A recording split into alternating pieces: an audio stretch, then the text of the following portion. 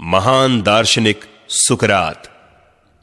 यह तस्वीर है यूनान के महान दार्शनिक सोक्रेटिस की, जिसे हम सुकरात के नाम से जानते हैं। सोक्रेटिस को यह नाम अरबों ने दिया था। सुकरात का जन्म आज से लगभग 2500 साल पहले एथेंस में हुआ था। एथेंस यूनान का एक समृद्ध राज्य था। सुकरात के माता पिता बहुत गरीब थे। पिता मूर्तियां बनाने का काम करते थे।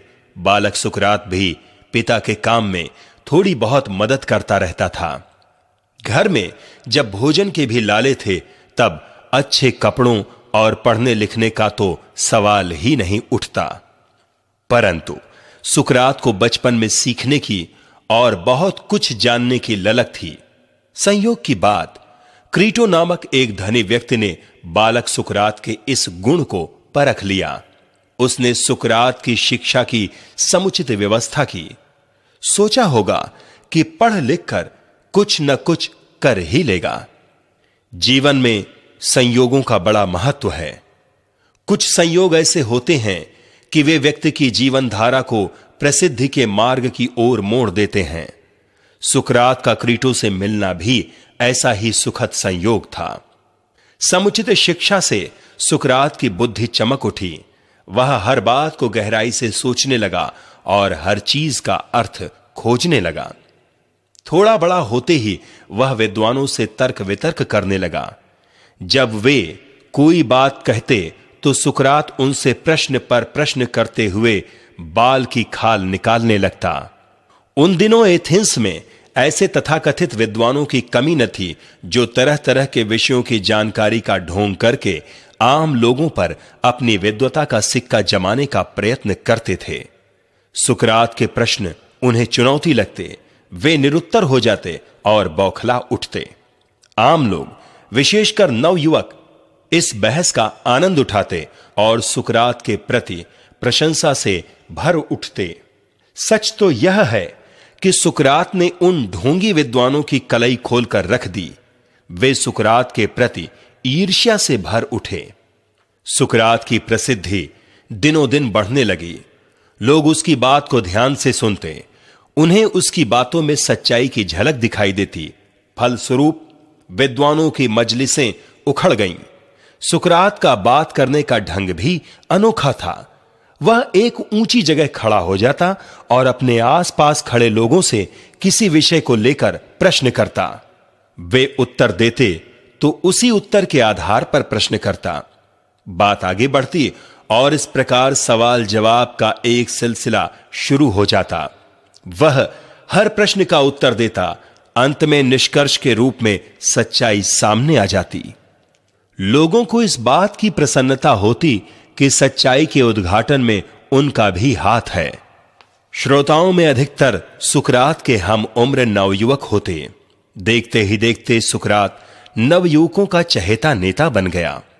सुकरात की बातचीत के विषय थे ईश्वर, सृष्टि, धर्म, राजा, प्रशासन, राजधर्म, प्रजाधर्म आदि। साधारणतया लोग इन विषयों पर बात करते कतराते, क्योंकि इनके विषय में निश्चित रूप से कहना कठिन था। सुकरात उनसे कहता, ईश्वर एक है। ईश्वर के स्थान पर नाना प्रकार के देवी देवताओं को पूजना नासमझी है। इससे बुद्धि भ्रमित होती है। सच्चा धर्म है अपनी बुद्धि से काम लेना और अपने प्रति, परिवार के प्रति, समाज और देश के प्रति कर्तव्य का पालन करना। देश व्यक्ति से बढ़कर है, राजा से भी बढ़कर। अतः हमारा पहला कर्तव्य है कि हम देशभक्त हों। राजा तो प्रशासक है, वह ईश्वर नहीं है, जैसा कि हमारे मन में बैठा दिया गया है। राजा तभी तक अच्छा है जब तक वह प्रजा की, जनता की ईमानदारी से सेवा करता है। हां, जनता का भी कर्तव्य है कि वह भलाई के कामों में राजा का सहयोग दे। सांसारिक सुखों के पीछे मत दौड़े, धर्म की राह पर चले, ज्ञान की कमाई करे ताकि सत्य के दर्शन हो, आदि आदि। उसकी बातें सुनकर लोग उससे प्रभावित हुए बिना न रहते। सुकरात ज्ञान का भंडार था, परंतु वह लोगों पर अपने ज्ञान का आतंक नहीं जमाता था। वह कहता था कि किसी बात को इसलिए स्वीकार मत कर लो कि वह किसी बड़े आदमी ने कही है।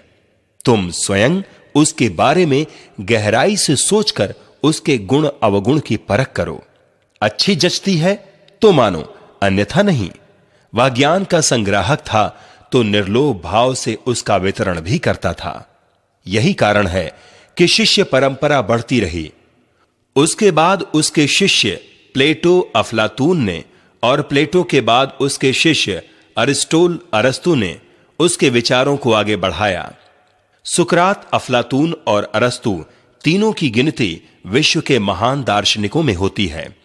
समय अंतराल के बावजूद उनके विचार आज भी मान्य हैं। चिंतन की परंपरा को आगे बढ़ाने में विश्व इनका चिर ऋणी रहेगा। सुकरात आजीवन ज्ञान का उपासक रहा। वह न धन के पीछे भागा न यश के।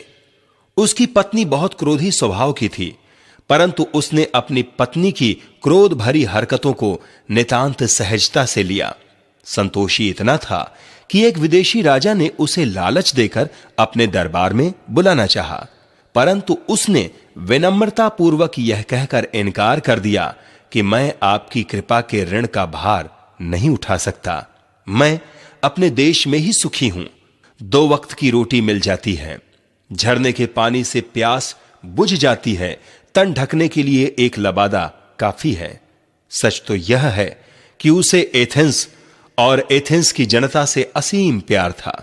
जीवन के प्रति उसके स्वस्थ दृष्टिकोण में धन की या यश की आकांक्षा का कहीं स्थान न था। वह सादा जीवन और उच्च विचार की उक्ति का जीता जागता नमूना था। एथेंस का तत्कालीन शासक पेरिक्लीज सुकरात का सम्मान करता था। सुकरात ने सदा उसे प्रजा की भलाई के काम करने की प्रेरणा दी। अतः जब तक पेरिक्लीज जीवित रहा, सुकरात का जन जागरण चलता रहा। परंतु उसकी मृत्यु के बाद सुकरात के शत्रुओं की बन आई। उन्होंने पेरिक्लीज के उत्तराधिकारी क्लियोन के कान भरने शुरू कर दिए। क्लियोन घमंडी और अविचारी शासक था। मूर्ख तो वह था ही, उसे सुकरात के स्वतंत्र विचारों में विद्रोह की गंध आई। वह यह नहीं जानता था कि एथेंस के नवयुवक सुकरात की तरह स्वतंत्र चेता बने। निरंकुश शासक तो यही जानता है कि जनता सोचे विचारे बिना उसकी हर बात प्रसन्नता पूर्वक स्वीकार कर ले। अतः सुकरात उसकी आंखों में कांटे की तरह खटकने लगा। होते होते यह हुआ कि उसे सदा के लिए अपनी राह से हटाने का कुचक्र रचा गया। उस पर आरोप लगाया गया कि तुम एथेंस के नवयुवकों को पथभ्रष्ट कर रहे हो, उन्हें अधर्म के मार्ग पर ले जा रहे हो और शासन के विरुद्ध भड़का रहे हो। इस मिथ्या आरोप के साथ सुकरात को बंदी गृह में डाल उस पर मुकदमा चलाया गया। न्यायाधीशों ने कहा, यदि तुम अपना अपराध स्वीकार कर क्षमा मांग लो तो तुम्हें मुक्त कर दिया जाएगा। जीवन मृत्यु का अर्थ समझने वाले, सदा सत्य के पक्ष की रक्षा करने वाले और अपने देश और देशवासियों से प्यार करने वाले सुकरात ने शासक के दबाव में आकर न्याय की हत्या करने वाले न्यायाधीशों के मिथ्या आरोपों को स्वीकार नहीं किया तो नहीं ही किया। परिणामतः उन्होंने सुकरात को मृत्यु दंड सुना दिया। देश की तत्कालीन प्रथा के अनुसार मृत्यु दंड के अपराधी को निश्चित तिथि को जहर का प्याला पिला दिया जाता था। सुकरात ने खुशी से जहर पीना स्वीकार कर लिया। उस दिन शुक्रवार था। जेल की कोठरी में उस समय सुकरात के पास उसके 2 परम मित्र प्लेटो और क्रीटो मौजूद थे। जेलर भी सुकरात का प्रशंसक था। शिष्यों ने जेलर को विश्वास में लेकर सुकरात को जेल से भगा ले जाने की योजना बनाई, परंतु सुकरात ने दृढ़तापूर्वक इनकार कर दिया। बोला, यह देश के कानून का उल्लंघन होगा। कानून का उल्लंघन करके मैं देश का अपमान नहीं करूंगा। सत्य की रक्षा करना ही मेरा धर्म रहा है। मृत्यु भय से मैं यह अधर्म नहीं करूंगा। बाकी मेरा शरीर ही तो कब्र में दफन रहेगा। आत्मा तो तुम लोगों के साथ रहेगी। आत्मा ही एक अमर सत्य है। इसलिए मेरी मृत्यु के अवसर पर हंसो और खुशियां मनाओ तथा मुझे भी शांति से मरने दो। निश्चित समय पर जेलर ने कांपते हाथों से सुकरात को जहर का प्याला थमा दिया। रोते रोते बोला, महोदय, मैं जानता हूं कि आप निर्दोष हैं, परंतु मैं विवश हूं, मुझे क्षमा कर देना। सुकरात ने उसे धीरज देते हुए कहा, भाई, मैं तुमसे रुष्ट क्यों होने लगा? तुम तो अपने कर्तव्य का पालन कर मेरे ही विचारों का समर्थन कर रहे हो। यह कहकर सुकरात ने जहर का प्याला हाथ में लिया और प्रसन्नता पूर्वक घूंट घूंट पीने लगा। यह देख वहां उपस्थित लोगों का हृदय हाहाकार कर उठा। जहर ने धीरे धीरे सुकरात पर अपना प्रभाव दिखाना शुरू कर दिया। तभी जैसे उसे ध्यान आया हो, उसने क्रीटो से कहा, क्रीटो, मैंने अपने पड़ोसी से एक मुर्गा उधार लिया था, तुम उसका दाम चुका देना। यह कहकर उसने चादर से मुंह ढक लिया। उसके बाद वह कुछ देर निस्पंद पड़ा रहा।